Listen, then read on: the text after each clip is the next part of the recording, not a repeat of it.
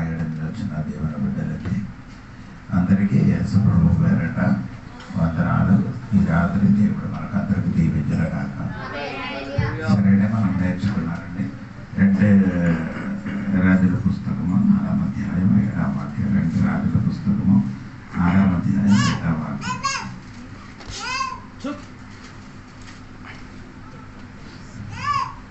Elisha, నా వలన నీకేం కావాలను? ఆమె దైవజనుడైన అతని యొద్దకు వచ్చి సంగతి తెలియచెప్పగా, ఎలీషా గారికి చెప్పిన మాట దైవజనుడా అని మాట. ఆ అంశాలను బట్టి మనం నేర్చుకున్నానండి దైవజనుడు గురించి. సరే, ఆ దైవజనుడు గురించి పోయిన వారంలో నాకు చెప్పారు. ఎలీషా ఏలియా గారి గురించి చెప్పారు. ఏలియా గారు ఎలీషాకి మీదికి తన దుప్పటి వేసి ఆయనకి వెంబడించారు. వెంబడించినప్పుడు ఆయన వెనకలున్న ఎద్దుల్ని ఏం చేసేది వెళ్ళి అతికిన తర్వాత దేవుడు పని దగ్గర వచ్చినట్టుగా నేను చెప్పాను. తర్వాత ఆయన చెప్పిన మాట నన్ను నువ్వు వెంబడించాలి అని చెప్పారు. ఏలియా గారికి ఎలీషా చెప్పారు నన్ను ఏం చేయాలి, వెంబడించాలి. ఆయన వెంబడించినప్పుడు ఎక్కడెక్కడే ఏలియా గారు వెళ్తున్నారో అక్కడెక్కడే ఎలీషా ఆయన వెనకలు వెళ్ళినట్టుగా బైబిల్ రాయబడి ఉంది. మనకు తెలుసు. అదే దాని గురించి నేర్చుకున్నారంటే 2 రాజుల పుస్తకము 2వ అధ్యాయము 1 నుండి కిందకి చదవండి. యెహోవా సుడిగాలి చేత ఏలియాను ఆకాశమునకు ఆరోహణము చేయింపబోవు కాలమున ఏలియాయు ఎలీషాయు కూడి గిల్గాలు నుండి వెళ్ళుచుండగా ఏలియా, యెహోవా నన్ను బేతేలునకు పొమ్మని సెలవిచ్చి ఉన్నాడు కనుక. సరే అండి, అక్కడే మనం చదివిన వాక్యము బాగా ఆలకించండి. ఏలియా ఏం చేశాడు? దేవునికి స్తోత్రం. గిల్గాలు నుండి ఆయన ఏం చేశాడు? ప్రయాణం చేశాడు. ఒక దైవజనుడు ప్రయాణం చేయన స్థలము అంటే గిల్గాల్. ఇప్పుడు గిల్గాల్ అనే పదానికి అర్థం మనం తెలిస్తే మాత్రము ఒక విశ్వాసి ఎక్కడి నుండి ప్రయాణం చేయాలంటే తెలియాలి. ఇప్పుడు గిల్గాల్ అనే పదము తెలియాలంటే యోషువ గ్రంథము 5వ అధ్యాయము 9 వచనం చూస్తే నేను చెప్పిన మీకు గిల్గాల్ అనే పదానికి ఉన్న అర్థం మీకు తెలుసు. అప్పుడు యెహోవా, నేడు నేను ఐగుప్తును అవమానము మీ మీద నుండకుండా దొర్లించి వేసి ఉన్నానని యెహోషువతో అనేను. అందుచేత నేటి వరకు ఆ చోటికి గిల్గాలు అని పేరు. అప్పుడు గిల్గాల్ అనే పదానికి అర్థం అక్కడ ఉంది. అవమానం నీ మీద నుండి దొర్లించిన స్థలం. గిల్గాల్ అనే పదానికి అర్థము నీ అవమానము నీ మీద నుండి దొర్లించిన స్థలం. అందుకని దేవుని స్తోత్రం చెప్పాలి. దేవుడు సంగమా, మీరు కూడా మీ జీవితంలో ఏలియా గారికి వెంబడించినట్టుగా యేసుకి వెంబడించినప్పుడు మొట్టమొదటిగా దేవుడు మీకు చేయన పని నీ మీద ఉన్న అవమానము దొర్లించబడుతుంది. క్రైస్తవ జీవితం ఆరంభించినది అదే అండి. మన మీద ఉన్న అవమానం దొర్లించడం. అప్పుడే ఆయనకి ఏం చేయాలి, అప్పుడు దేవుడు వాక్యంలో చెప్తున్నారండి. దేవునికి స్తోత్రం కలిగాలి. అప్పుడు ఇది మీరు సరిగా తెలుసుకోవాలి. దేవునికి స్తోత్రం. అయితే కొందరికి ఇప్పుడు కూడా గిల్గాల్ అనే పదానికి అర్థం తెలియదు. ఆ గిల్గాల్ ఏంటంటే వాక్య పరిచయం కూడా ఎప్పుడు కూడా వినలేదు. శ్రద్ధ కలిగి వింటే మాత్రము ఈ నేను చెప్పబడిన వాక్యం నీకు అర్థమవుతుంది. అంటే దేవుని స్తోత్రం. ఆ పదానికి అర్థం మర్చిపోకూడదు. నీ అవమానం ఏం చేస్తాడు? దేవుడు దొరలించాడు. నీ మీదకి ఉన్న అవమానములన్నీ దేవుడు దొరలించాడు. అక్కడ నుండి మన విశ్వాస జీవితము ప్రయాణం. స్తోత్రం కలిగి దేవుడు మన మీద ఉన్న ఏమి పొరలించారు అని చూడండి. కొలొస్సీ పత్రిక 2వ అధ్యాయం 14-15 వాక్యం చూడండి. కొలొస్సీ పత్రిక. మరియు అపరాధముల వలనను శరీరమందు సున్నతి పొందక యుండుట వలనను మీరు మృతులై ఉండగా దేవుడు వ్రాతరూపకమైన ఆజ్ఞ వలన మన మీద రుణముగాను మనకు విరోధముగాను నుండిన పత్రమును మేకులతో సిలువకు కొట్టి దాని మీద చేవ్రాతను తుడిచివేసి మనకు ఇప్పుడు దేవుడు మన కొరకు చేసినది మీ మీద ఉన్న రుణము కాను మనకు విరోధంగా ఉండిన పత్రమును రేకులతో నిలువకు కొట్టి దాని మీద చేవ్రాతను తుడిచివేసి నీవికి విరోధంగా రాయబడిన పత్రము యేసయ్య సిలువలో ఏం చేశారు? కొట్టి వేశారు, తుడిచి వేశారు. ఈ రాత్రి నీకెదురుగా నీకు విరోధంగా రాయబడిన దాన్ని దేవుడు ఏం చేశాడు? ఆ తుడిచి వేశాడు. ఈ రాత్రి నీ మీద ఉన్న అపమానమైనది, నీ మీద ఉన్న ఏదైనది ఉంటే అది మొత్తం దేవుడు ఏం చేశాడు? తుడిచి వేశాడు. అందుకని నీ ప్రయాణం కొనసాగించాలి. మనకు విరోధంగా రాయబడింది ఏంటి? మనకు విరోధంగా రాయబడిన ఏమనగంటే దేవునికి స్తోత్రం. దేవాలయం లోపలికి ప్రవేశించకుండా మనకు ఎదురుగా రాయబడింది. అక్కడికి అన్యులు ప్రవేశిస్తే వారేమవుతారు? చంపబడుతున్నారని మనకు విరోధంగా రాయబడిన ఒకటి ఉండేది. అది ఎఫెసీ పత్రిక 2వ అధ్యాయము 14, 13, 14 వాక్యం కిందకి చదివినప్పుడు నేనే చెప్పిన మాటకి నీకు అర్థమవుతుంది. అది యేసు ప్రభు మనకు విరోధంగా ఉండినది ఏమైంది? సిలువ వైరాన ఏం చేయాలి? తుడిచి వేశారు. ఇంకా మనకు ధైర్యంగా అక్కడికి వెళ్ళొచ్చు, ప్రార్థనకి వెళ్ళొచ్చు. దేవునికి స్తోత్రం. అదే పౌలు గారు చెప్పిన మాట ఏమనకంటే ఎబ్రీ పత్రిక 4వ అధ్యాయం 16వ వాక్యములో సమయోద్యమైన సమయములో కృప పొందడానికి మనకు కృపాస్థానములకి వెళ్ళొచ్చు. ఏ టైంలో అయినా కూడా మీరే దేవుడి సన్నిధిలో వెళ్ళొచ్చు. కానీ అప్పుడు మన మీద రక్షణ ముందుకు నీకు అక్కడికి వెళ్ళడానికి వీల్లేదు. ఎందుకంటే నీకు విరోధమైన ఒక రాత్రి ఉన్నది. దేవునికి స్తోత్రం. ఏంటి రాత్రి? నీ అక్కడికి వచ్చే చచ్చిపోతానన్న రాత్రి ఉన్నాయి కాబట్టి నీ అక్కడికి వెళ్ళలేకపోతున్నారు. దేవునికి స్తోత్రం. యేసయ్య మరణం వలన అది తుడిచి వేసింది. ఆ తుడిచి వేసిన కాబట్టి ఈ రాత్రి నీకు భయపడే అవకాశమే లేదు. అది ఈ రాత్రి దేవుడు తుడిచి వేసిన ఒకటి నీ అపమానం తుడిచి వేసాడు. 2 నీకు విరోధంగా రాయబడిన ఆ చేరాతి అది మొత్తం దేవుడు ఎదిగిన పత్రము దేవుడు తీసి తుడిచి వేసిన. ఇది 2వదే దేవుడు చేసిన పని మీదే చూడాలి. దేవునికి స్తోత్రం కలిగిన కాక ఎఫెసీ పత్రిక 2వ అధ్యాయము 14వ వాక్యం. ఆయన మన సమాధానమై ఉండి మీకును మాకును ఉండిన ద్వేషమును అనగా ఇది రూపకమైన ఆజ్ఞలు గల ధర్మశాస్త్రమును తన శరీరమందు కొట్టివేయుట చేత శరీరమందు ఏం చేశారు? కొట్టివేశారు. ఏంటి కొట్టివేశారు? దేవునికి స్తోత్రం. ధర్మశాస్త్రమైన శత్రుత. ఏంటండి? ధర్మశాస్త్రమైన దేశం అంటే శత్రుదే. దేవునికి స్తోత్రం. ధర్మశాస్త్రం ఎప్పుడు నీకేముంది? శత్రువుగా నిలబడుతున్నారు, దేశంగా నిలబడుతున్నారు. దేవునికి స్తోత్రం. ఎందుకంటే ఆ ధర్మశాస్త్రము అన్నిటికి ఎప్పుడు ఎదురుగా ఉన్నాం. యూదులకి మాత్రమే అది అనుకూలంగా నిలబడినప్పుడు అన్నిటికీ ధర్మశాస్త్రం ఏమంటే ఆడికి ఎదురుగా నిలబడుతున్నారు. దేవునికి స్తోత్రం. ఆ ధర్మశాస్త్రం నీకు ఎదురుగా నిలబడిన ధర్మశాస్త్రం యేసయ్య సిలువ మరణం వలన కొట్టివేశారు. దేవునికి స్తోత్రం. ఇప్పుడు మీరేమంటే స్నేహితులుగా మారిపోయింది.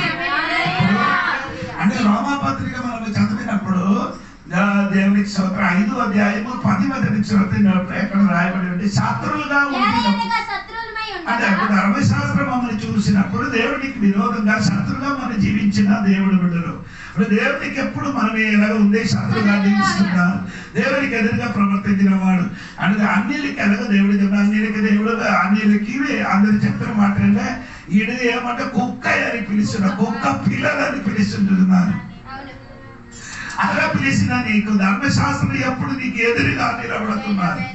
ఆ ధర్మశాస్త్రం ఏం చేశారంటే యేసు ప్రభు ఇట్ ఈస్ ఫినిష్ అంటే సిలువలో మరణించినప్పుడు సమాప్తమైంది.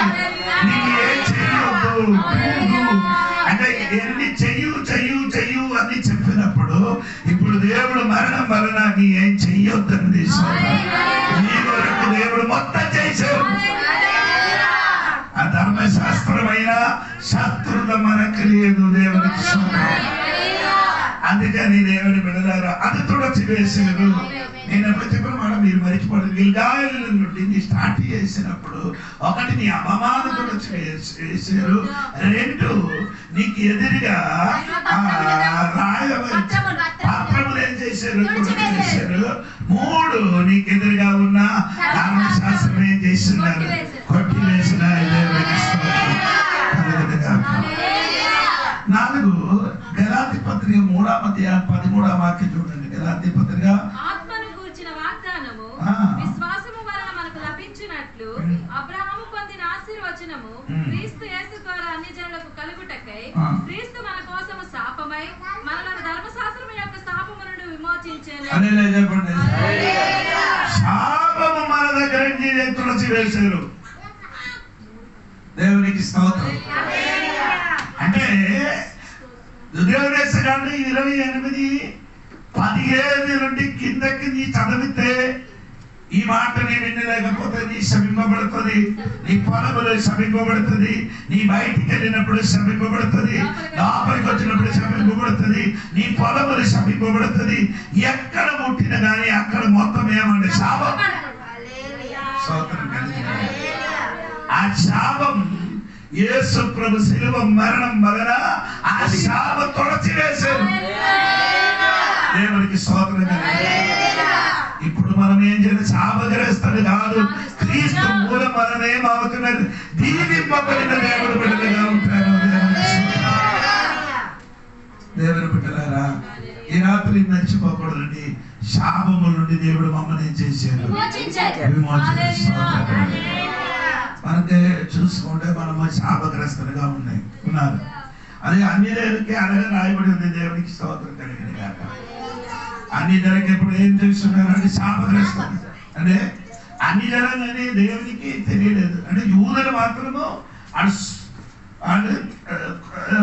కులము యూదులు స్తోత్రం. బాకీ యూదులకు విడిచిపెట్టి బాకీ అందరూ అనిలే. దేవునికి స్తోత్రం కలిగిన కాక.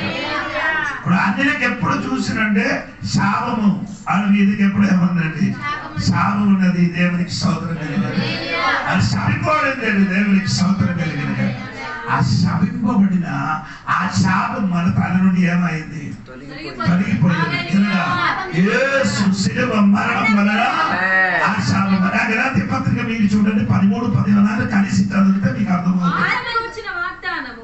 విశ్వాసము వలన మనకు లభించినట్లు అబ్రహాము పొందిన ఆశీర్వచనము క్రీస్తు యేసు ద్వారా అన్ని జనులకు కలుగుటకై క్రీస్తు మన కోసము శాపమై మనలను ధర్మశాస్త్రం యొక్క శాపము నుండి విమోచించెను. ఇందును గూర్చి రాను మీద వేలాడే రాను మీద వేలాడిన వాడందరూ రానండి కర్ర. స్తోత్రం. యేసు ప్రభు సిలువలో ఎలా అయిందండి? కర్ర మీద. ఆ సిలువ ఒక్క శాపం కదా. అదే సిలువేయండి. కొందరికి ఇప్పుడు కూడా తెలియదు. వంటికి సిలువ పెట్టిన, ఒంటికి సిలువ పెట్టిన, ఇంటికి పెట్టుతున్నారు. ఇదన్నీ పెట్టడం అది దానికి ఆ శాపానికి ఒక గుర్తది. స్తోత్రం. అందుకని మనం ఏంటి సిలువకి ఎక్కువ ప్రాధాన్యం లేదు. సిలువని వేయబడిన వ్యక్తికి ఎక్కువ ప్రాధాన్యం. సిలువని వేయబడిన వారు యేసయ్యకి మాత్రమే ప్రాధాన్యం ఇచ్చిన. సిలువకి ఏమీ ఇప్పుడు విద్యార్థులు చూడండి, ఆడ సిలువ ఉంది, కొందరు మెడ మీద సిలువ ఉంది, బండి మీద సిలువ ఉంది, ఒండు మీద సిలువ ఉంది. ఎక్కడ చూస్తే సిలువ. ఆ సిలువ ఏంటంటే తెలుసా ఇప్పుడు మీకు? శాపం. అంటే ఆయన అర్థం చెప్పదు. నీ నాన్నకి ఎవరైనా ఒకడు చంపారు కత్తితోని. ఆ కత్తిని ఎప్పుడైనా ఇంటికి కానీ బండిని కానీ పెట్టదా? అది పెట్టుకొని తిరుగుతావా? ఎందుకు? ఆనాడు ఈనాడు అయితే ఏసైకి ఎలాగో చంపుతారు తుపాకీతో. అలాగే తుపాకీతో చంపినాడుగా ఈ ఇంటికి తుపాకీలు పెడతావా? బండిని పెడతావా? నువ్వు ఫ్రిడ్జిని పెడతావా? అయ్యో బైబిల్ ఏం తెలియలేదు కాబట్టి కొందరు సిలువ ఏంటంటే ప్రార్థన చేశాను, సిలువ వేసి ప్రార్థన చేశాను. ఏం చేసినారు? శాపం వేసి ప్రార్థన. అనగా సిలువ ఏమంటారా? శాపం. దేవునికి స్తోత్రం. అందుకని యూదులు ఎప్పుడు కూడా సిలువ ముట్టరు. యేసు ప్రభు సిలువ మోసుకొని వెళ్ళినప్పుడు ఆ సిలువ మోయడానికి యూదులు ఎవరు ముట్టలేదు. ఎవరు వచ్చారంటే ఆ సీమోను వచ్చారు. ఎక్కడి నుండి వచ్చారు? పొలం నుండి వచ్చినప్పుడు. గురుని అంటే దేవునికి స్తోత్రం. ఎథియోపియా ఆయన ఆ వ్యక్తి సీమోను గారు మాత్రం వచ్చి ఏం చేశారు? సిలువ మోసారు. కాబట్టి ఏమైంది? ఆడ పిల్లల మొత్తం ఏమైంది? ఆడ ఇద్దరు పిల్లలు దీపింపబడినట్టుగా రోమపత్రిక 16వ అధ్యాయం రాయబడి ఉంది. దేవునికి స్తోత్రం కలిగిన అవునా? స్తోత్రం కలిగిన ఎనగా ఆయన దీపింపడి సిలువ ముట్టినబడన కాదు, ఆ సిలువని పడిన రక్తం, ఆ రక్తము సీమోని శరీరం ముట్టగా ఆడు దీపింపబడింది, ఆ పిల్లల దీపింపబడింది. స్తోత్రం కలిగిన యేసు రక్తం సమస్త పాపము నుండి మమ్మల్ని ఏం చేస్తున్నారు? సిలువ విడుదల ఇవ్వను. సిలువ నుండి వచ్చిన రక్తమే అందరికీ విడుదల. అందుకని మనం సిలువకి ఏమైంది? సిలువకి ప్రాధాన్యం ఇవ్వకుండా సిలువని యేసయ్యకి ఏం చేయాలి? ప్రాధాన్యం ఇవ్వాలి. దేవుడికి స్తోత్రం. ఆ సిలువలో మరణం ఉంది, ఆ సిలువలో శాపం ఉంది. స్తోత్రం కలిగిన సిలువలో మరణించిన యేసయ్య నీ శాపం మొత్తమే చేశారు. తొలగించిన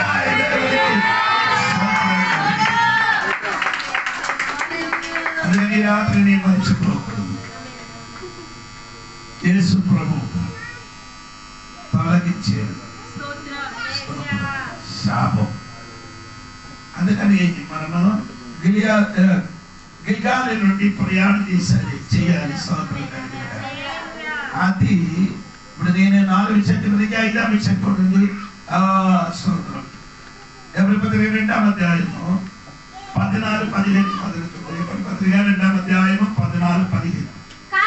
కాబట్టి ఆ పిల్లలు రక్త మాంసములు గలవారైనందున ఆ ప్రకారమే మరణం యొక్క బలము గల వాణిని అనగా అపవాదిని మరణం ద్వారా నశింప చేయుటకును జీవిత కాలమంతయు మరణ భయము చేత దాస్యమునకు లోబడిన వారికి విడిపించుటకును ఆయన కూడా రక్త మాంసముల పారివాడై ఉన్నను. మరణం నుండి దేవుడు మమ్మల్ని ఏం చేశారు?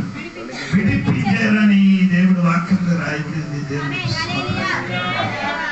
అదే చెప్పాలి. మమ్మల్ని మరణం నుండి దేవుడు తొలగించారు. మరణం మమ్మల్ని నుండి తొలగించారు. దేవుడికి స్తోత్రం. మరణం రెండు కాదు, 2 విధ మరణం ఉండక శారీరక మరణం, 2 ఆత్మీయ మరణం.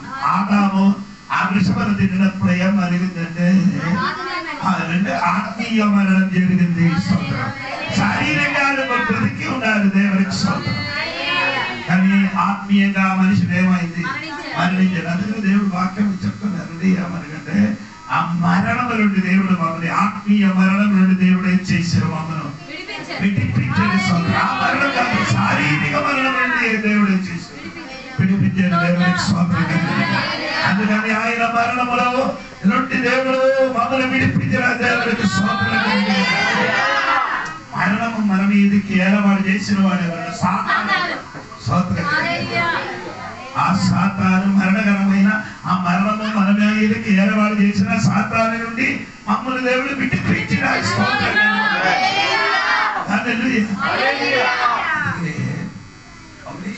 మీరు ఏలిసా గారు ప్రయాణం చేయాలంటే ఎక్కడి నుండి ప్రయాణం చేయాలి? గిల్గాలు నుండి. దేవునికి స్తోత్రం. ఇప్పుడు మనం చదివినది యోషువ గ్రంథం 5 అధ్యాయం 9 వచనం.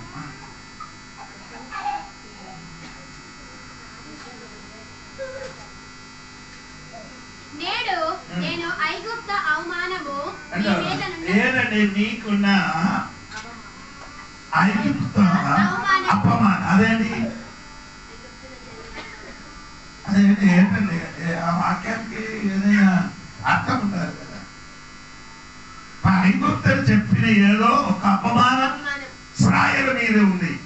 అది దేవుడు ఏం చేశారు? తొలగించారు.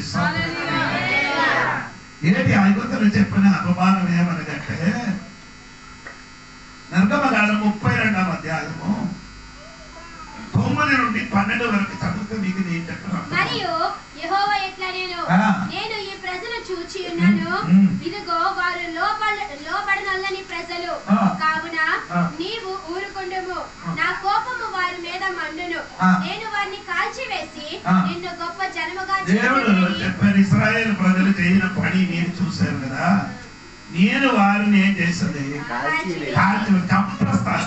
నిన్ను ఏం చేస్తాను? గొప్ప జనముగా చేసేదని. అంటే ఎవరికి? మోసే కుటుంబం అదికి ఏం చేశాను? గొప్పగా నేను ఏం చేస్తాను? గొప్ప జనక మార్చడం దేవుడు అని. మనం అయితే ఏం చెప్తాను అప్పుడు? దేవుడా అలాగే చెయ్యండి, దేవుడా వీళ్ళందరూ చచ్చిపోను కాక అది కదా. మనం అయితే అలాగే చెప్తాను. నేను మోసే అడగదప్పుడు ఏం చెప్పారండి? మోసే తన దేవుడని యెహోవాను ప్రతిమాలుకొని, యెహోవా నీవు మహాశక్తి వలన బాహుబలం వలన ఐగుప్తు దేశం నుండి రప్పించిన ఈ ప్రజల మీద నీ కోపం మండునేలా, ఆయన కొండలలో వారిని చంపునట్లును భూమి మీద నుండి వారిని నశింప చేయనట్లును కీడు కొరకే వారిని తీసుకుని పోయి చెప్పిన మాట. కీడు కొరకే వారిని ఐగుప్తు ఈ కొండ పైన వారికి తీసుకొని వచ్చి చంపునట్లు భూమి మీద నుండి నశింప చెయ్యడానికి కీడు కొరకే వారికి రప్పించేయాలని ఐగుప్తులు చెప్పిన ఈ అపమానం స్తోత్రం కలిగిందా?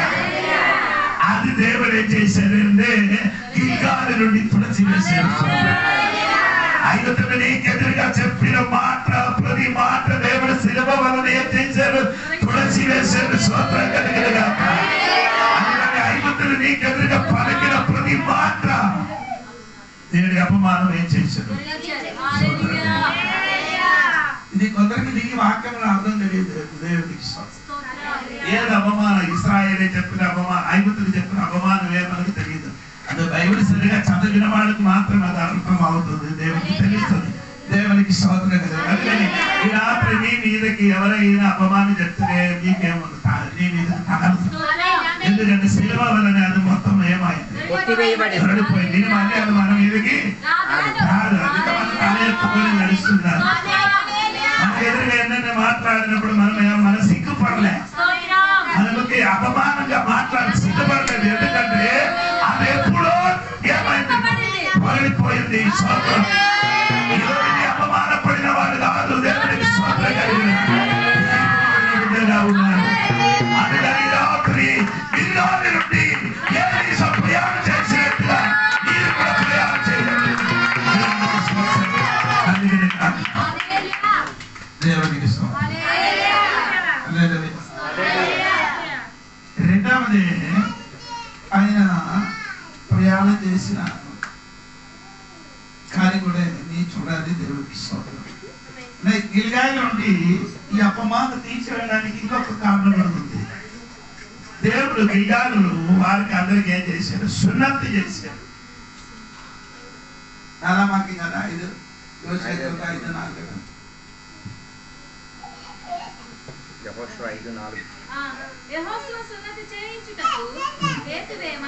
మూడో వాక్యం చదవండి. రాతి కత్తులు చేసుకోవాలి. కత్తి కాదు, మన కత్తి కాదు, రాతి రాయితోని కత్తి తయారు చేసి వారికి సున్నతి ఏం చేశారు?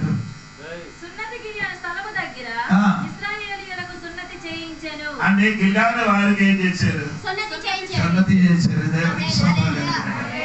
ఆ అపమానం కూడా ఏమైంది? తొలగిపోయింది. ఇప్పుడు ఇశ్రాయేలు అవ్వాలంటే ఏం చేయాలి? అబ్రహాము సంతానం అవ్వాలంటే సున్నతి చేయాలి. సున్నతి చేయలేకపోతే ఏమవ్వదు? అబ్రహాము సంతానం అవ్వలేదు. అందుకని ఆ అపమానం ఎప్పుడు ఎవరి మీద ఉన్నది? దేవునికి స్తోత్రం. ఇశ్రాయేలు ప్రజలు ఐగుప్తు దేశం నుండి ప్రయాణం చేసిన దినము నుండి ఈ ఎడారిన వాళ్ళు 40 సంవత్సరం తిరిగేది. 40 సంవత్సరం చాలా పిల్లలు ఏమైంది? ఆ ఎడారిలో కన్నేరు వాళ్ళు. స్తోత్రం. ఈ కన్నిన పిల్లలకి ఏం చేయలే? సున్నతి. అప్పుడే ఐగుప్తు దేశంలో ఉంటున్నప్పుడు వారికి సున్నతి చేసేది. దేవునికి స్తోత్రం కలిగింది. కానీ ఎడారిలో ఉన్న వారికి ఎవరికి ఏం చేయలేదు? గిల్గాలులు వచ్చినప్పుడు దేవుడు ఏం చేశాడంటే వాడు రాత కత్తితో ఏం చేయాలి, వారికి అందరికీ సున్నతి చేయాలి. దేవుడి తర్వాత గిల్గాలు దాటిన తర్వాత వారు ఇక్కడ కానాను దేశంలోకి అడుగు పెట్టిన మునుపు ఆ అపమానం తుడచి వేశాడు. సంతబడిదాకా నీ మీద కొన్ని అపమానాలన్నీ యేసు ప్రభు శిలువని తుడచి వేశాడు. ఈ రాత్రి నీ మీద అపమానం లేదు. దేవునికి స్తోత్రం. ఇంద్రుని సిగ్గుపడవెక్కి అక్కర్లేదు తండ్రి. అపమానం మొత్తం యేసయ్య భరించిన కాబట్టి ఇప్పుడు మనం అపమానము చెందిన వాడి కాదు, ఆశీర్వాదం పొందిన వాడి మార్చున్నాడు.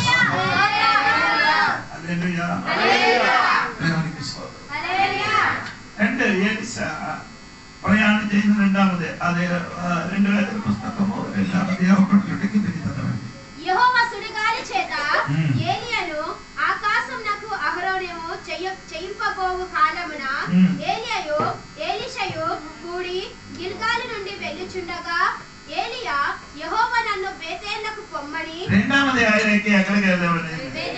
అని ఇంత అపమానం తుడచి వేసిన వారికి ఎక్కడికి వెళ్ళాలి? బేతేలుకి వెళ్ళాలి. బేతేలు అనే పదానికి కదా, బేతేలు అనే పదానికి అర్థము దేవుని ఇల్లు. దేవుని ఇల్లు. స్తోత్రం. చెప్పలేదు ఈ దేవుని ఇల్లు, దేవునికి స్తోత్రం. గిల్గాలు నుండి ప్రయాణం చేసిన వాడు ఎక్కడికి వెళ్ళాలి? బేతేలుకి వెళ్ళిన వాడు ఏంటంటే ఒప్పందం చేయాలి. దేవునితో ఏం చేయాలి? ఒప్పందం చేయాలి. స్తోత్రం. అదే మీకు అందరికీ తెలుసండి. ఇది ఫస్ట్ బేతేలుకి వెళ్ళిన వాడు ఎవరండి? యాకోబు. యాకోబు ఆ స్థలములకు వెళ్ళిన ముందుకు ఆ స్థలముల పేరు లూజ్ అయిందండి. స్తోత్రం కలిగింది. యాకోబు ఆ స్థలములకు వచ్చిన మునుపు ఆ స్థలం ఏమంటే అబ్బా యాకోబు కదా నాన్న ఇంటి నుండి పారిపోయి బేతేలుకి వచ్చిన మునుపు లూజ్ అని పట్టు వరకు అటవిలోనికి వచ్చి రాత్రి పడుకున్నారు. అక్కడ పడుతున్నప్పుడు ఏమైంది? ఆ రాత్రి ఒక కళ చూశారంటే పర్లోకము నుండి భూమి మీదకి వచ్చిన ఒక నెచ్చుని ఆయన చూశారు. దేవుడికి స్తోత్రం. ఆ నెచ్చుని దేవదూతలు ఏం చేసింది?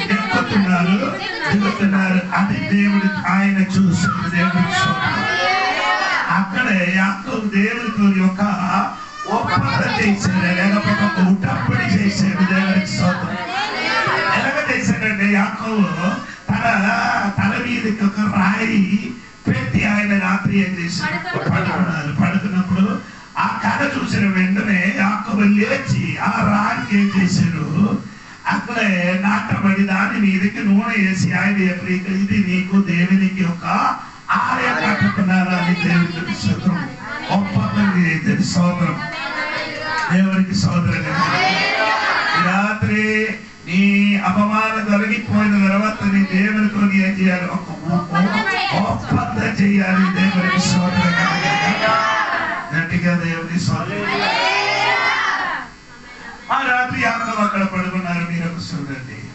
స్తోత్రం కలిగి ఒక రాత్రి పడినప్పుడు తనకి ఒక రాయి తెచ్చి వచ్చి ఏం చేశారు? తలగడ పెట్టి ఏం చేశారు? పడుకున్నారు. స్తోత్రం. ఆ తలగడ పెట్టి పడినప్పుడు ఏం వచ్చారు? కళ చూశారు. దాని తర్వాత యాకోబు ఎప్పుడు కూడా 20 సంవత్సరంలో ఏం కళ చూడలేదు. ఎందుకంటే అప్పుడు వేదన కలిగి నొప్పి కలిగి ఉంటున్నప్పుడు దేవుడు ఆయనతో సంభాషించేది. దేవుడు కళ చూసుకున్నాడు. ఆ 20 సంవత్సరం వరకు ఎక్కడ ఉండాలి? లాభాన్ని ఇంటికి ఉంచాడు.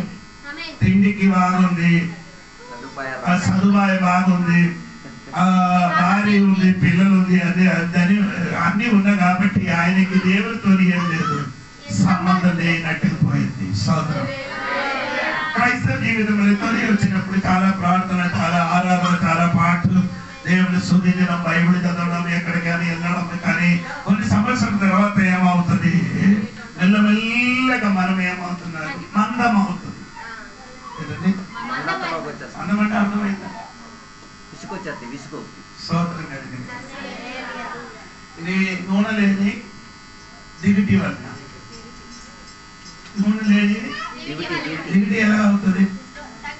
కొంచెం కొంచెం అవుతుంది, కొంచెం ఇది కొంచెం కొంచెం కాలుతుంది, కొంచెం తర్వాత ఏమవుతుంది ఇలాగా కొందరు క్రైస్తవ జీవితంలో ఇప్పుడు కూడా కొంచెం ఎలాగా ఉంది, ఎలాగా మందం అవుతున్నాడు అని అర్థం ఏంటంటే ఆ నూనె లేదు కాబట్టి దిగుటి ఇప్పుడు ఏమవుతున్నారు, ఆ మంట తగ్గిపోయినట్టుగా క్రైస్తవ జీవితం, ప్రార్థన జీవితం లేదు, బైబిల్ చదవడం లేదు, ఆరాధనకి వెళ్ళడం లేదు, దేవుని కొరకు నమ్ముకొని దేవునికి విశ్వసించి ముందుకు కొనసాగించిన పరిస్థితి ఇప్పుడు లేదు. ఏమైందంటే అది మెల్లమెల్లగా ఏమైంది తగ్గి వచ్చిందంటే బైబిల్ చెప్పుతున్నారంటే మాత్రము ఎవరి పత్రిక 2వ అధ్యాయము 1-2 వాక్యము చదివినప్పుడు పౌలు గారు చెప్పినప్పుడు అవునా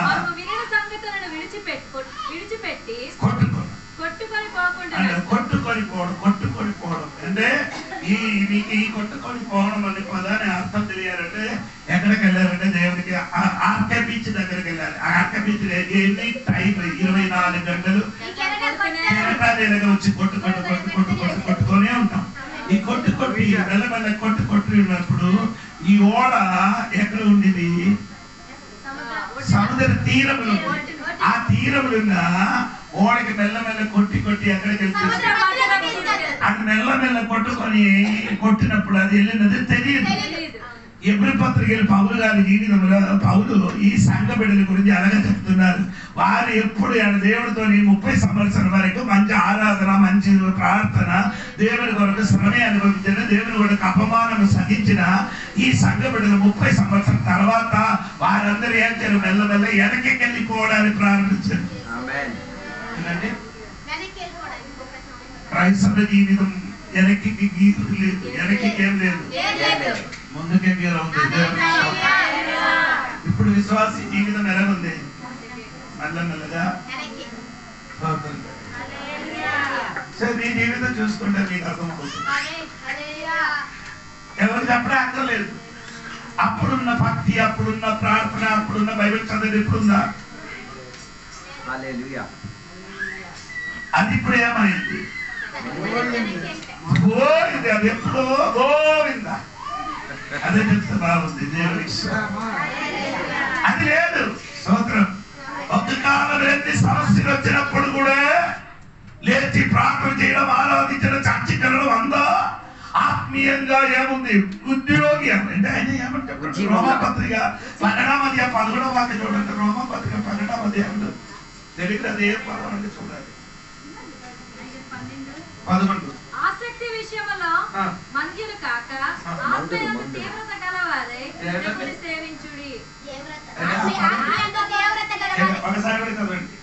ఆసక్తి విషయంలో మందులు కాక మందులు ఏమవుతున్నారు, అవును కొందరు ఇలా ఖర్చులు వచ్చి ఇలా ఆడుతున్నారు, కొనుక్కుతున్నారు. ఆ చిన్న నిద్ర వచ్చున్నా, ఈ చిన్న నిద్ర కొంచెం సమయం తర్వాత ఏమవుతుంది, గాఢ నిద్రలోకి వస్తుంది. ఇప్పుడు నీ మెల్లమెల్లగా తీసుకున్నా తల్లి, ఆ కొనే తర్వాత అది పెద్దది అవుతుంది. అందుకని పౌలు గారు ఈ రోమ సంఘ బిడ్డలకి చెప్పిన మాట ఏమంటే, నీ శరీరం సమర్పిస్తే చాలదు, ఆత్మలు నీ ఎలాగ ఉండాలి. తర్వాత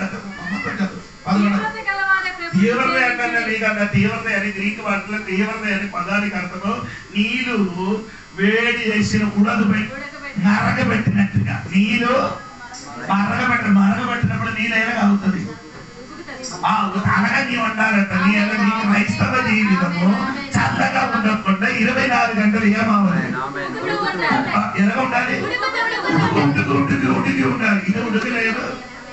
అందుకని ప్రకటన గ్రంథంలో చెప్పిన మాట మీకు 13వ అధ్యాయంలో 3వ అధ్యాయంలో చల్లగా కానీ వెచ్చగా కానీ విడి వెచ్చగా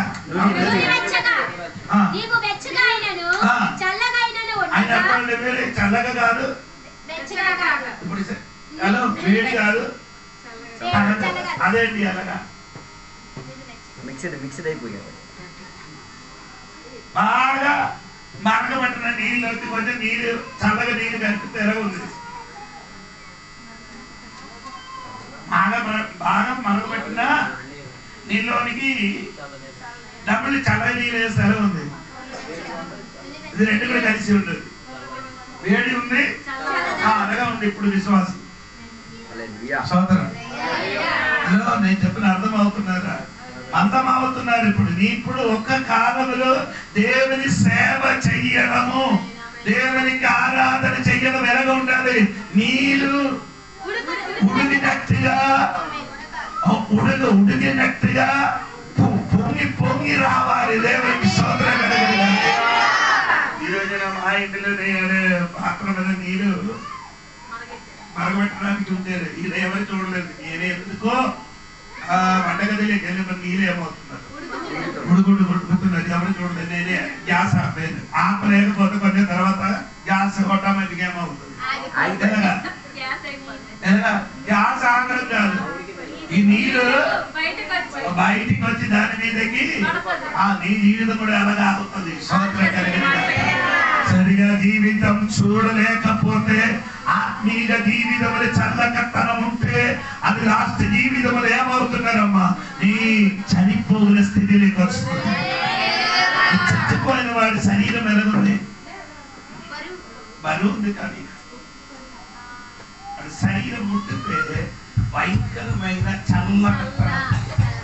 శరీరం ఏముంది? చల్లగా ఉండడం. ఆ చల్లగా ఉండడం అంటే ఆయన అర్థం తెలుసుకో, చచ్చిపోయినట్టుగా. ఆత్మీయ జీవితంలో చల్లతనం ఉంటే నీ ఆత్మీయంగా ఏమైంది? చనిపోయిన శరీరం ఉంది. దేవునికి స్తోత్రం. అందుకని ఆ ప్రకటన 3:1-2 వాక్యములు దేవుడు సార్దీస్ సంఘానికి చెప్పిన మాట.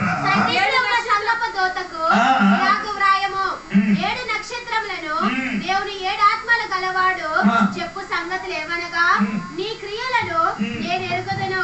ఏమనగా జీవించుచున్నావన్న పేరు మాత్రం ఉన్నది కానీ నీవు మృతుడవే. జీవించుచున్నావన్న పేరు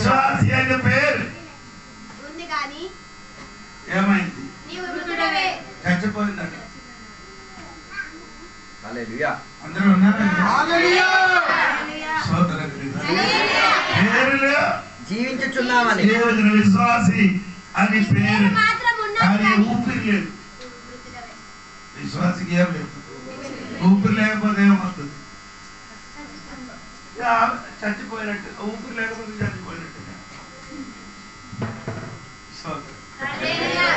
జీవనం ఉందా లేదా తెలియాలంటే జీవనం ఉందా లేదా ఎలాగ తెలుసు? జీవం ఉందో లేదా జీవనం ఉన్నారా అని ఎలాగ తెలుసండి?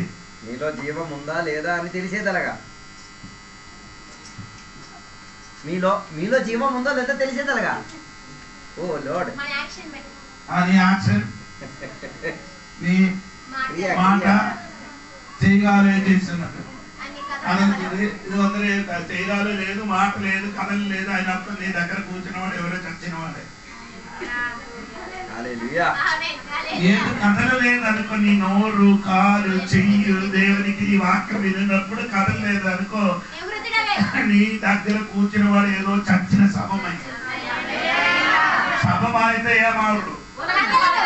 అదనదు, పలకదు, మాట్లాడరు. అనగా చాలా మంది చచ్చినట్టుగా కూర్చున్నారు. కదలదు, మాట్లాడరు, స్తుతించడం హల్లెలూయా చెప్పును చచ్చినట్టుగా కూర్చున్నారు. కానీ స్తోత్రం కలిగిన నేను ఎందుకు ఇద్దరు చెప్పుకొని వచ్చుతున్నారని తెలుసా? దేవునికి స్తోత్రం కలిగిన నీ వచ్చింది అక్కడ దేవునితో నీ ఒప్పందం చేసిన వాడు. దేవునికి స్తోత్రం కలిగిన ఒక దినములు యాకోబు కండిన కళ ఈ రోజు నీ కూడా కళ కావాలి. ఆ యాకోబు నుండి అనుభవాలకి తిరిగి రావాలి.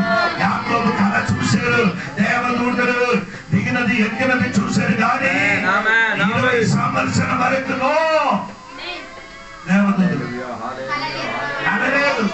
దేవదూతలు ఏం చేయలేదు, దర్శించలేదు, దిగి రాదు. ఎందుకంటే మన పరిస్థితి అన్ని మారినప్పుడు మన జీవితం కూడా ఏమైంది? మారింది కదా, మారింది. ఆ రోజు భయంకరమైన కడుపు నొప్పి వచ్చింది. అప్పుడు ఎన్ని ఏడ్చి ప్రార్థన చేసిన దేవుడు ఇప్పుడు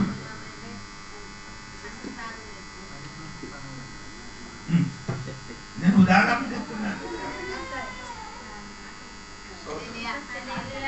వీళ్ళ సగం మనిషిని దేవునికి వాడుకున్నారు. దేవుని ఏం చేసినారు? వాడుకున్నారు. ఆయన అర్థమైంది. ఎప్పుడు అవసరం వస్తుంది అరే నా బండికి స్టెప్ని ఉండినట్టుగా. ఏంటి బండికి? నా బండికి 4 బండికి ఏముంది? 4 చక్రాలు, ఇంకొకటి ఉంది కింద. అది ఎందుకంటే ఎప్పుడండి ఎప్పుడు ఏదైనా చక్రాలు పంచర్ అయిపోతే అవసరం వచ్చినప్పుడు అనగా దేవునికి మీరందరికీ కొందరు అలాగా వాడుకున్నారు.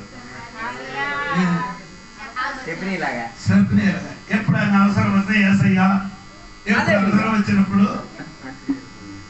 ప్రార్థన ఆరాధన నిరంతరమా అప్పుడప్పుడు? ప్రార్థన ఆరాధన బైబిల్ చదవడము చర్చికి వెళ్ళడం నిరంతరమా అప్పుడప్పుడు? స్తోత్రం కలిగిన అప్పుడప్పుడు ఆరాధనకి వెళ్ళిన వాడు, అప్పుడప్పుడు ప్రార్థన చేయని వాడు, అప్పుడప్పుడు బైబిల్ చదివిన వాడు అందరి స్టెప్ని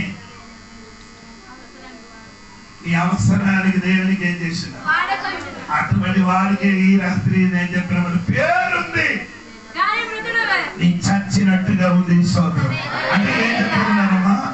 మృతుడే. తర్వాత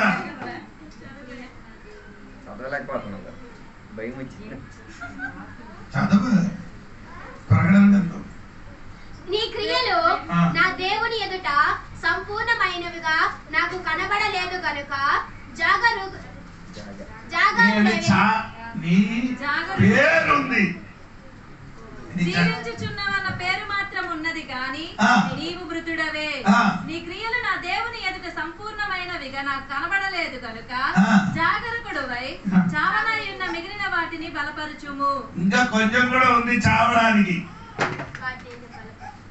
కొంచెం కూడా కొంచెం తర్వాత ఏమవుతుంది? చచ్చిపోయిన స్థితిలోకి వచ్చిన అది మళ్ళీ ఏం చేయాలి? బలపరచుకో. అందుకని బైబిల్ క్లాస్, అందుకని ఉపవాస ప్రార్థన, అందుకని ప్రార్థన, అందుకే ఆరాధన, అందుకే చర్చికి వెళ్ళడం. ఇది ఎందుకంటే చావారాయన కొంచెం ముందే అది మళ్ళీ ఏం చేయాలి? బలపడాలి,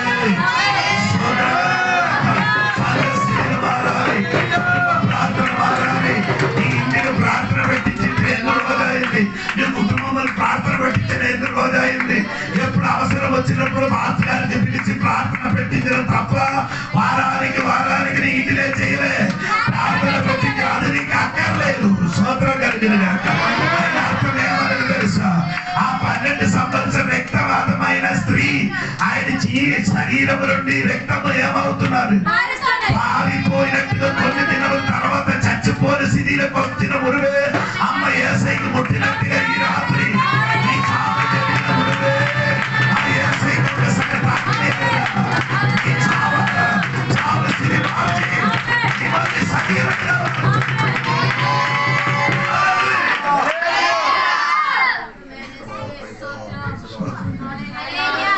స్తోత్రం కలిగింది.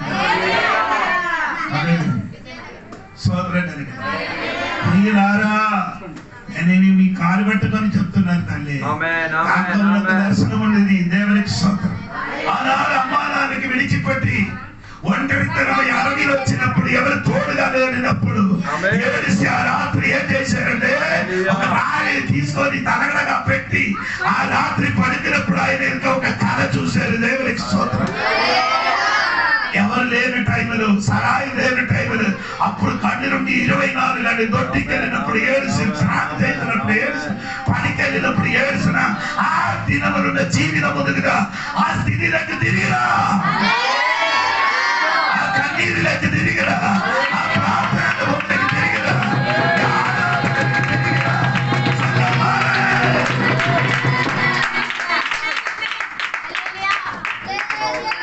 అదిలేక సంఘం తిరిగి వస్తే మాత్రం ఏమవుతుంది? విడుదల జరుగుతుంది. అందుకే నేను చెప్పుకొని వచ్చినది, దేవుడు బిడ్డలారా పేదలకు తిరిగి రావాలి. దేవుడికి స్తోత్రం కలిగింది. చెప్పాలి.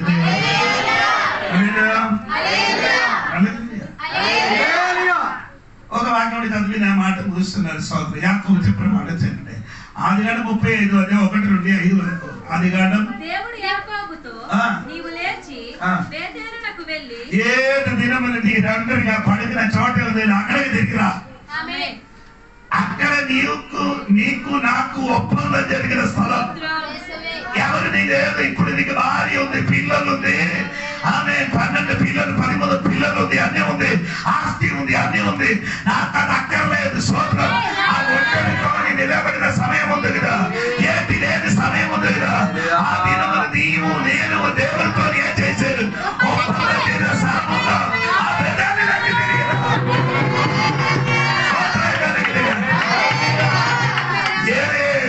ఏది దినములు ఒంటరిగా ఉండి దేవుడు నీతోని ఎన్కౌంటర్ చేసిన స్థలం ఉంది. దేవునికి ముఖాముఖంగా పెట్టిన స్థలం ఉంది కదా, అక్కడికి రా. తిరిగి రండి, ఆరాధనలకి తిరిగి రండి, దేవుడితో మాట్లాడుకోండి కదా, తిరిగి రండి. అక్కడే తిరిగి వస్తే ఈ రాత్రి జీవితం మారిపోతుంది. కొంచెం స్పీడ్ అయిపోతుంది, క్షమించండి. తిరిగిరా. తర్వాత దేవుడికి వెళ్ళి అక్కడ నివసించి నీ సహోదరుడైన ఏసావు ఎదుట నుండి నీవు పారిపోయినప్పుడు నీకు కనబడిన దేవునికి అక్కడ బలిపీఠము కట్టుమని చెప్పగా యాకోబు తన ఇంటి వారితోను తన యొద్దనున్న వారందరితోను అప్పుడు చెప్పారు, దేవా ఇక్కడ నేనేం చేస్తాను, నీకు దేవాలయం అవునే.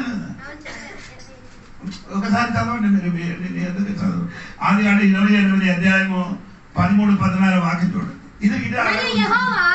దానికి పైగా నిలిచి నేను నీ తండ్రి అయిన అబ్రహాము దేవుడను ఇస్సాకు దేవుడైన యెహోవాను నీవు పడుకుని ఉన్న ఈ భూమిని నీకును నీ సంతానమునకు ఇచ్చెదను.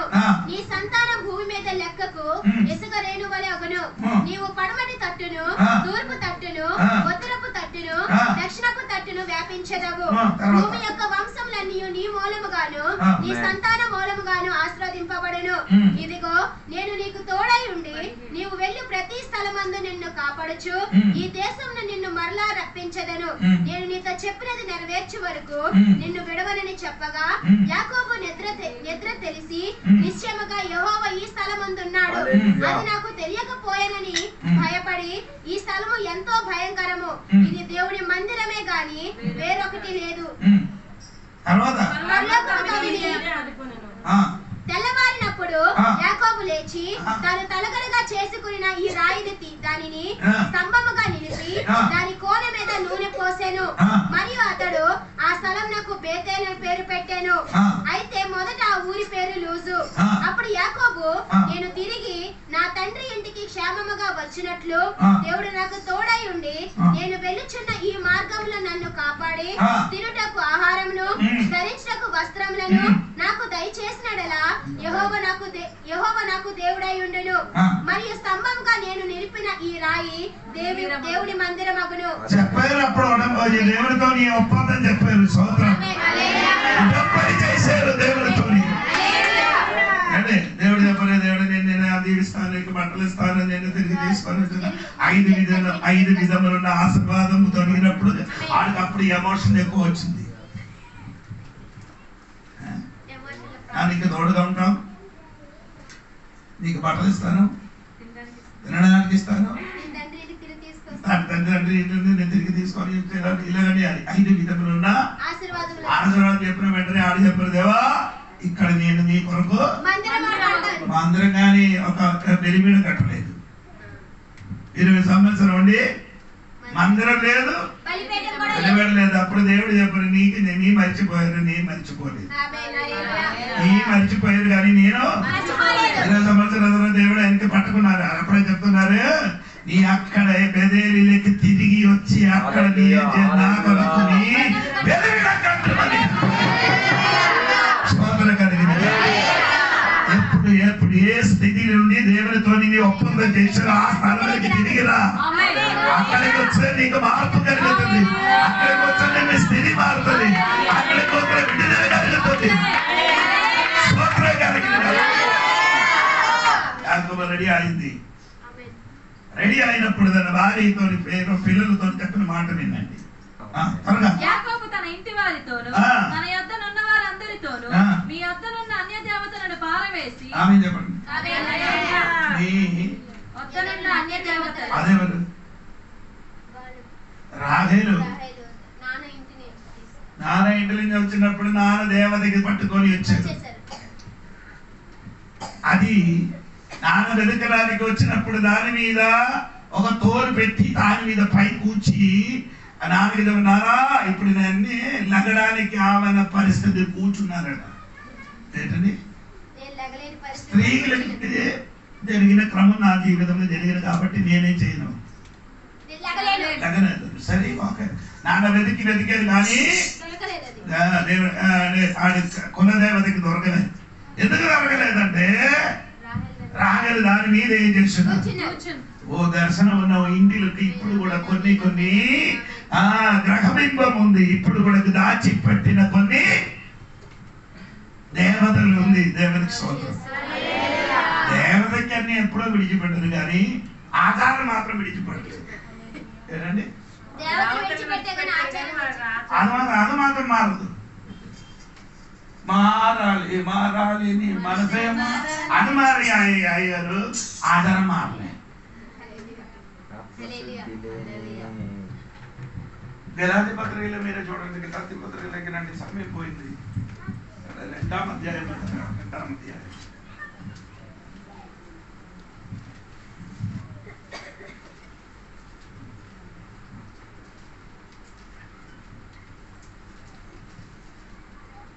ఈ వాక్యంలో కింద అండర్లైన్ వేసుకోండి.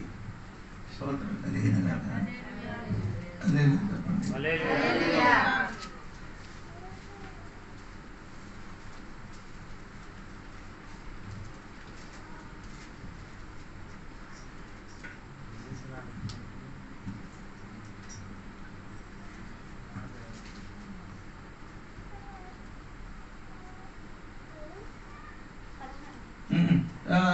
లేదు. కొలస్సీ పత్రిక 2వ అధ్యాయము 19, 20, 21 వాక్యం చూడండి. మీరు క్రీస్తుతో కూడా లోకము యొక్క మూల పాఠముల విషయమై వృద్ధి పొందిన వారైతే, అంటే ఏంటండి? క్రీస్తుతో కూడా లోకము యొక్క మూల పాఠముల విషయమై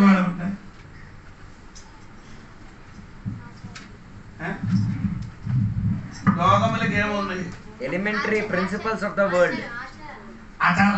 లోకములకు ఆధారములు నీయే కావాలి. అది పాపములు ఏమైంది కానీ ఆధారంలో ఏం చేయను. ఇప్పుడు కూడా మెచ్యూరిటీ మనుషులు ఉంది, ఇప్పుడు కూడా చావు భోజనం అని అందరు ఉన్నారు. ఇక్కడ పుట్టినరోజులు ఉన్నాయి. పోనండి,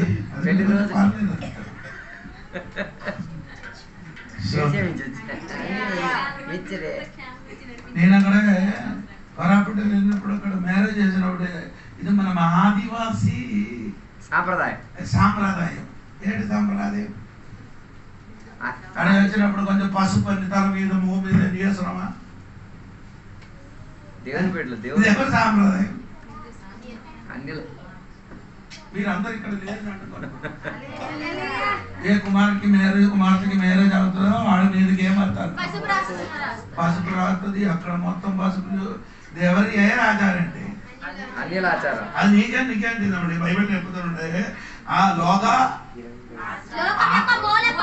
మూల పాఠములు ఏమవ్వాలి? చావలే.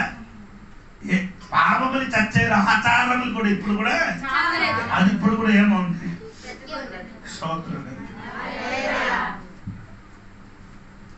ఏంటండి ఆచారములు? మంగళసూత్రం కట్టడం ఒక ఆచారం. బైబిల్ ఉంది. అది ఒక్క వాక్యమైన ఉందా? ఒకటే వాక్యం ఉంది. అందరి 3 చెంచుల తాడు అది కింద పైన చూడదు. ఆ తాడే పట్టుకున్నారు. ఒక మనిషి ఒంటరిగా నడిచిపోతే పడిపోతుంది. ఆ ఇద్దరు పడిపోతే ఇద్దరుతో కలిసి నడిస్తే ఒకడు పడిపోతే ఒకడికి లేపుతానని దేవుడు చెప్పారు. తర్వాత ఇది చెప్పారు, ఒకడు కంటే ఇద్దరు ముగ్గురు మంచిదని. అందుకని 3 అది పాత గారికి బైబిల్ తెలియాలి కదా. ఇది చదవిన వాడికి తెలియాలి కదా.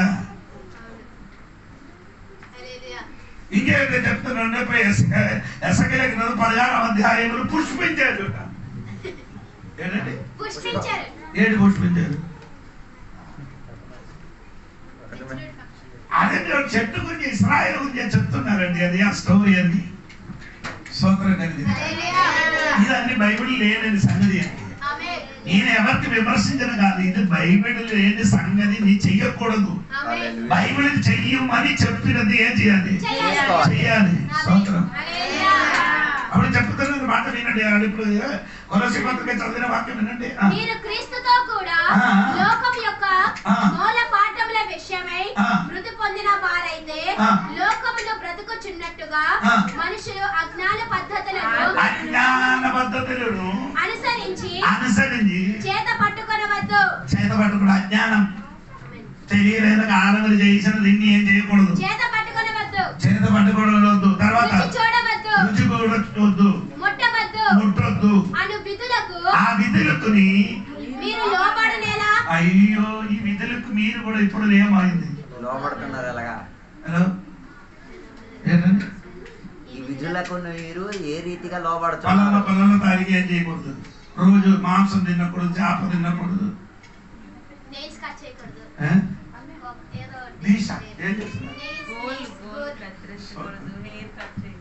కట్టి చేసిన ఇదన్నీ అని చెప్పినట్టుగా నీ అది పట్టకూడదట. ఇదన్నీ బైబిల్ ఉండగా అది సంగతి ఏంటి? దేవునికి స్తోత్రం.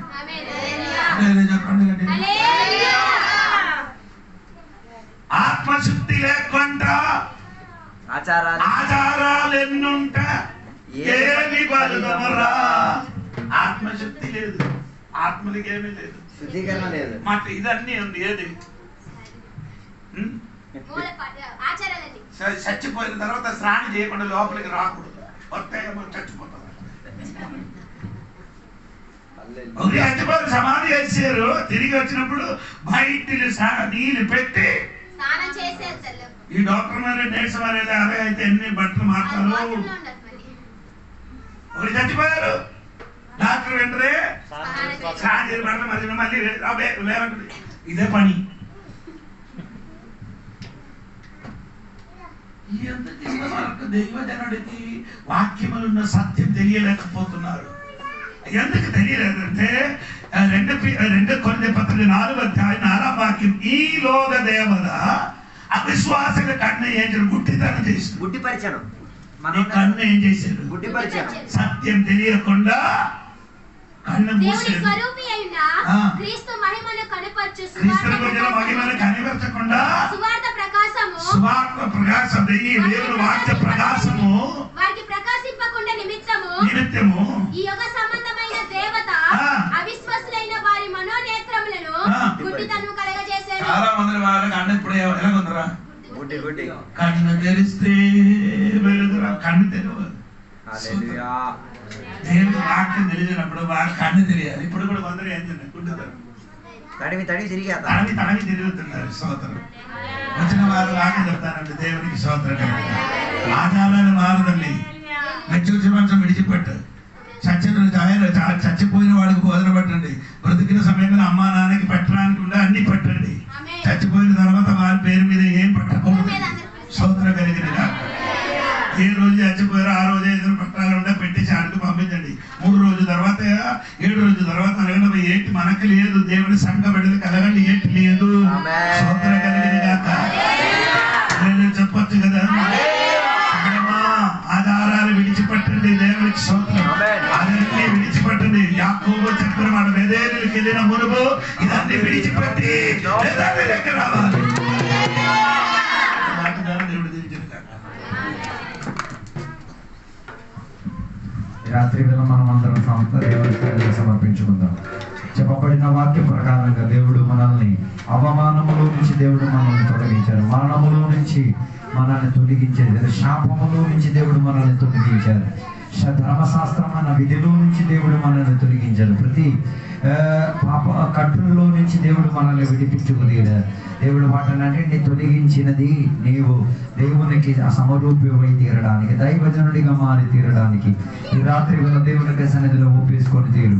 దైవజనుడిగా మారకుండా నీలో తొలగింపబడి ఉన్న ఏ సిద్ధాంతాలైనా, ఏ మానసిక తంత్రాలైనా, ఏ లోక పారంపర్యాలైనా ఈ రాత్రి వేళ వదిలేసుకో.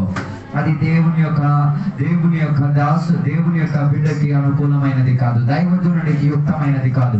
ఈ రాత్రి వేళ దేవుని యొక్క వాక్య భాగం ఎక్కడైనా మిమ్మల్ని తాకి పొడిచి వేదన పరిచి ఉంటే ఈ రాత్రి వేళ నీకు పశ్చాత్తాపం కలిగి తెరడానికి ఉన్న అవకాశం ఈ రాత్రి వేళ ఒప్పేసుకొని దేవునికి దేవనను మందించు, క్షమించు. నేను ఈరోజు మారాలని కోరుతున్నాను, నా జీవితంలో మార్పు కలగాలని కోరుతున్నాను, నన్ను సహాయం దయచేయండి.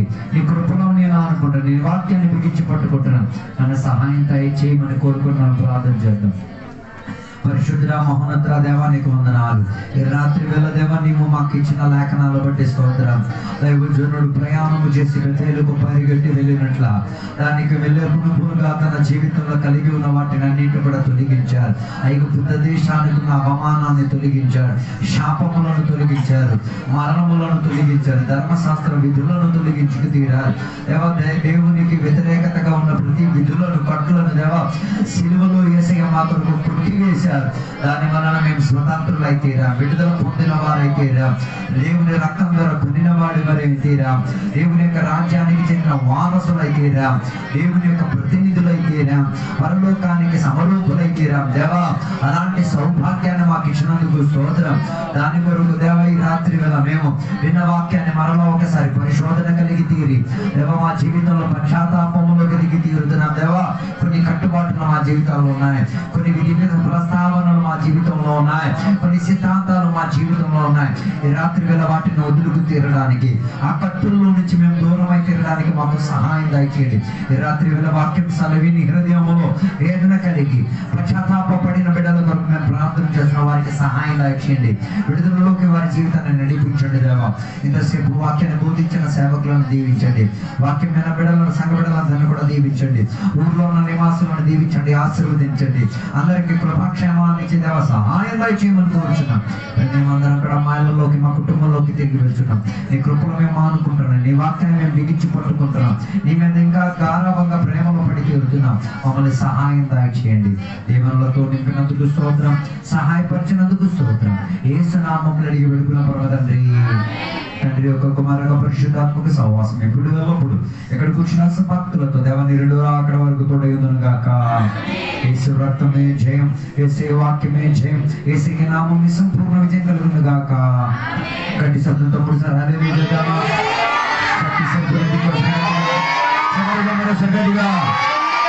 దేవుడు మన ప్రార్థన ఆలకించిన దేవుడు సోదరుడా, దేవుడు ప్రతి కట్టుబాట్ల నుంచి మనం విడిపించిన సోదరుడా, మరణం నుంచి దేవుడు విడిపించిన సోదరుడా, ధర్మశాస్త్ర విధుల నుంచి విడిపించినందుకు సోదరుడా. హల్లెలూయా. దేవుడు మనందరినీ కూడా దీవించిన గాక. ఆమేన్ ఆమేన్. అందరికీ వందనాలు. ప్రార్థన చేయించుకోవాలని ఉన్నాను, ముందుకు రండి, మీకోసం ప్రార్థన చేస్తాను.